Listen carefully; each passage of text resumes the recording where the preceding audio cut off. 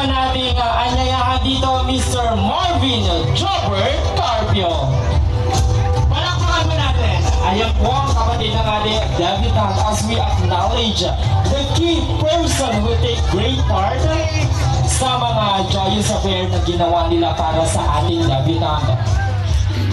And now, to spiritually open the program, may I ask everybody to please stand for the Lord's moment for our guidance and blessing to be led by Sir Daniel Pascual. Sir? Ay mas magiging lalawak po ang